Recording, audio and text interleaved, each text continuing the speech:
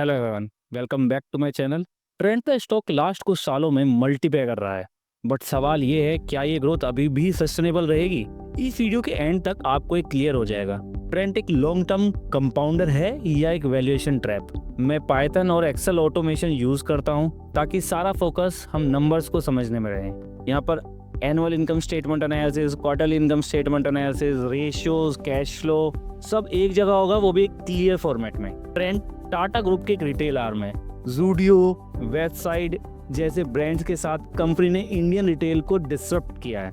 अब देखते हैं क्या फाइनेंशियल्स भी उतने ही स्ट्रॉन्ग हैं। ये मैंने ऑलरेडी एक एक्सेल प्रिपेयर किया हुआ है। ये report Python and Excel power query automation के हिसाब से बनी है, लेकिन इस बारे में हम कभी और बात करते हैं। अभी बात करते हैं हम अपने ट्रेंड चार्ट पर। ठीक है, सबसे पहले हम एनुअल इनकम स्टेटमेंट देख लेते हैं। ठीक है, ये बताता है कि कंपनी की 10 साल का बिजनेस जर्नी कैसे रहा है। आपको एक आसान शब्दों में इस चार्ट को समझाने के लिए बताता हूँ कि हमने बेस ईयर 2014 से माना है कि सपोज उस साल सारी वैल्यूज ही 100 थी, तो इनकी ग्रोथ कैसी रही है। This yellow line shows our profit, this blue line shows our sales and this grey line shows our interest expenses. जो लोन हमने ले रखा है उसके बेसिस पे हम कितना इंटरेस्ट पे करते हैं। तो सपोज 2014 में if we are doing 100 sales then right now we are doing 796, approximately 8 times हमारी सेल्स बढ़ चुकी है, तो 6 टाइम हमारी इंटरेस्ट का एक्सपेंसेस बढ़ गया है। पिछले 10 साल में हमारा प्रॉफिट 16 टाइम्स हो गया हमारा।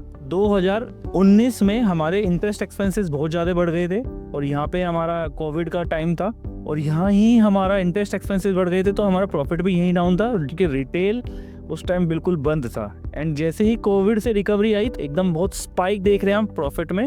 और इस लाइन से आप ये भी पता कर सकते हैं कि जहां सेल्स हमारी 7 टाइम्स 8 टाइम्स हुई है, प्रॉफिट हमारा उस टाइम से 16 टाइम्स हो गया है। ये वाला चार्ट हमारा क्वार्टरली इनकम स्टेटमेंट के लिए है।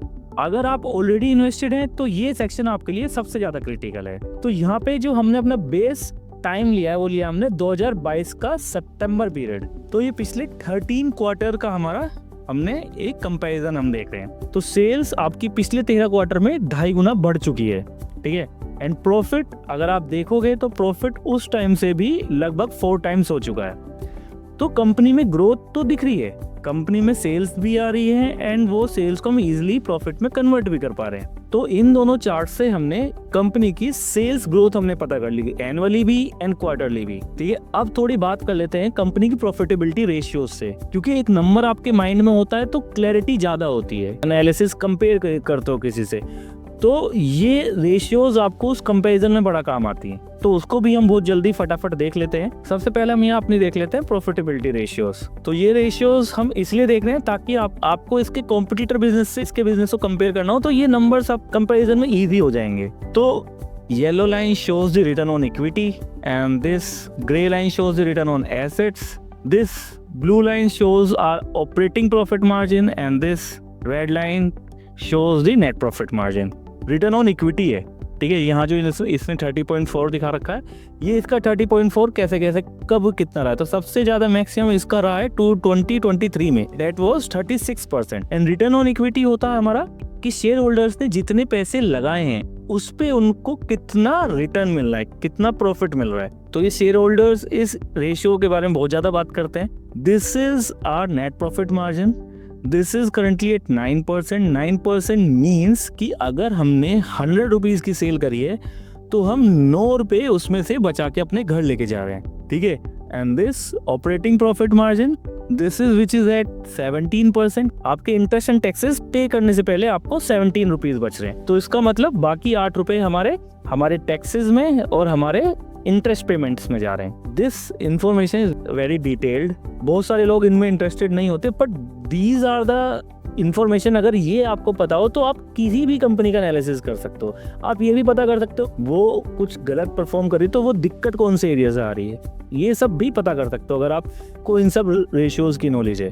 अब एसेट टर्नओवर रेशियोज क्या करते हैं कि जो हमारे एसेट्स हैं वो हमारे सेल को कन्वर्ट करने में कितना योगदान दे रहे हैं। समझ रहे हो कि अगर यहाँ पे 0.71% हमारा फिक्स एसेट टर्नओवर रेशियोज है, तो इसका मतलब ये बता रहा है अगर 1 रुपया हमने कंपनी के फिक्स्ड एसेट्स में जो लगाया था वो 1 रुपया हमें 71 पैसा की सेल्स लेके आ रहा है। ये अभी कम यहाँ इसलिए आ रहा है क्योंकि इस टाइम कोविड का फैक्टर था, कंपनी ऑलरेडी एसेट्स इन्वेस्टेड थी एंड सेल्स नहीं आ रही थी, एंड अभी this is decreasing. So rent ने अपने फिक्स्ड एसेट्स में अगेन दोबारा इन्वेस्ट किया है, and this shows the investment in your total assets. Okay, total assets include your fixed assets as well as your current assets.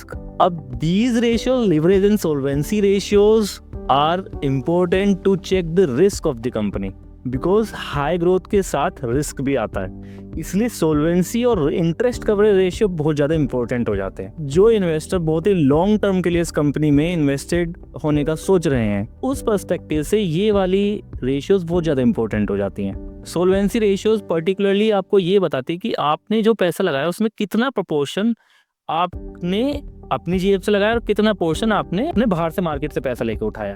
तो जितना market से आपने पैसा लेके उठाया होगा उतना ही आपको इंटरेस्ट पेमेंट ज़्यादा करना पड़ रहा होगा, एंड बुरे वक्त में वो ही पेमेंट आपके लिए परेशानी बनेगा एंड आपको कंपनी रन करने में मुश्किल करता है।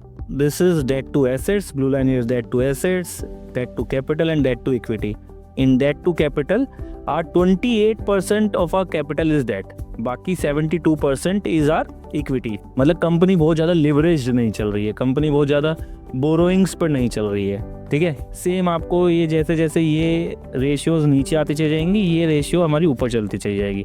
अब ये रेशियो इंटरेस्ट कवरेज रेशियो हमारी उसको एक डिफरेंट एंगल से बताती है। जो हमारा प्रॉफिट है वो हमारे इंटरेस्ट के कितने टाइम्स है। अगर हम अपने इंटरेस्ट का पेमेंट 100 रुपीज़ कर रहे हैं तो विद दिस रेशियोज हम ये बता रहे हैं कि हमारा जो प्रॉफिट है वो 2000 रुपये, उसके 20 टाइम्स है।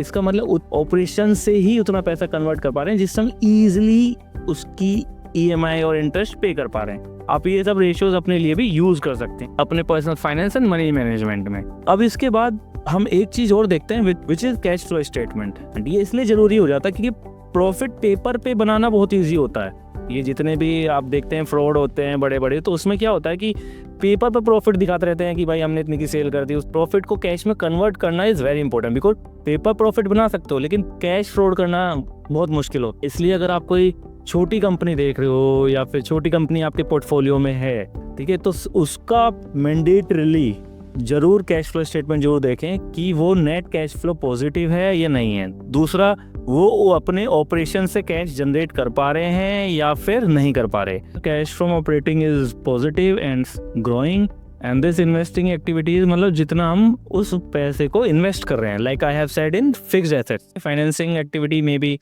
this includes like payments of dividends, and if this is minus then it means यहाँ पे हमने पेमेंट किया, यहाँ तो इसका मतलब हमने अपने बोरिंग्स को यहाँ पे कम किया होगा एंड मे बी डिविडेंड दिया होगा। ठीक है, तो net cash flow is positive. तो अभी तक from the operation side the company seems very impressive. इस बिजनेस की बुक्स देख के जो मेरे को एक फाइनल समरी जो मैं आपको दे सकता हूँ कि ट्रेंड का बिजनेस मॉडल स्ट्रॉन्ग है, ग्रोथ प्रॉफिटेबल है, कैश फ्लो सपोर्टिव है। अगर हम पर्टिकुलरली बात करें कंपनी के स्टॉक प्राइस की, करंटली उसका स्टॉक प्राइस अप्रोक्सीमेटली ये चल रहा है एंड ये उसका हाई है। यहाँ से आप देखोगे तो कंपनी अप्रोक्सीमेटली 40% के आसपास अपने हाई से गिरी हुई है। ठीक है, तो स्टॉक मार्केट में बिजनेस के साथ साथ वैल्यूएशन गेम भी देखा जाता है। ठीक है, अब वैल्यूएशन गेम क्या होता है, वह हालांकि बहुत सारे तरीके होते हैं वैल्यूएशन को जानने के लिए, लेकिन एक आपको सबसे ज्यादा इजी उसको आप पता कर सकते हो वैल्यूएशन स्टॉक के पी से। पी से आप ये समझो कि अगर if it is showing 87 right now, तो व्हाट इट इज शोइंग कि ये हमारा अर्निंग पर शेयर निकल के आ गया कि जैसे हमारा अभी 2025 का प्रॉफिट 1500 करोड़ है, तो इस 1500 करोड़ को हम इसके शेयर होल्डर्स में अगर हम डिवाइड करते हैं तो पर शेयर इतनी अर्निंग आती है 44 रुपीज। ठीक है, पर शेयर इतने रुपए एक बंदा अर्निंग कमा रहा है, लेकिन स्टॉक प्राइस अप्रोक्सीमेटली 4000 चल रहा है, तो वो अपने अर्निंग के 87 टाइम्स है। अब ये 87 टाइम्स इसलिए है क्योंकि investor are bullish on the stock. यहाँ जब अप्रोक्सीमेटली 42 EPS आ रहा था, अब आप कहोगे अर्निंग्स बढ़ी हैं, अर्निंग्स यहाँ 2 रुपये बढ़ी हैं पर स्टॉक प्राइस नीचे गिरा है। रीजन इसका ये आप इसको समझ सकते हैं कि इन्वेस्टरों ने एक्सपेक्ट किया था अर्निंग ग्रोथ हमारी ये वाली रहने वाली है। ठीक है, तो इसकी अकॉर्डिंग उन्होंने इस प्राइस को प्रोपोर्शनेट करके इसका पी बहुत ज्यादा बढ़ा दिया। ठीक है, स्टीप हाई ग्रोथ नहीं मिल रही है, ग्रोथ जो कम हो रही है उसकी वजह से ये उसको डिस्काउंट करके उस वैल्यूएशन, जो इतनी महंगी वैल्यूएशन इन्होंने दे रखी थी, उसको अब कम कर रहे हैं। तो फंडामेंटली आप ये समझ चुके होंगे कि अगर स्टॉक प्राइस गिर रहा है तो इसका मतलब फंडामेंटली कंपनी में कोई दिक्कत नहीं है, कंपनी में कोई फ्रॉड नहीं हो रहा है, या कंपनी ऐसा नहीं, कंपनी ने सेल होनी बंद हो गई है, कंपनी में ग्रोथ होनी बंद हो गई। इट जस्ट कि वो जो एक्सपेक्टेशंस जो इन्वेस्टर्स की थी उतनी ग्रोथ इस पिछले कुछ क्वार्टर से नहीं आई है, तो वो पी का मल्टीपल कम कर दिया है। ठीक है, तो I tried my best to explain the concepts. ठीक है, एंड इसके बाद भी अगर आपके कुछ क्वेश्चंस हैं जो कि डेफिनेटली होने चाहिए, तो do let me know in the comment section.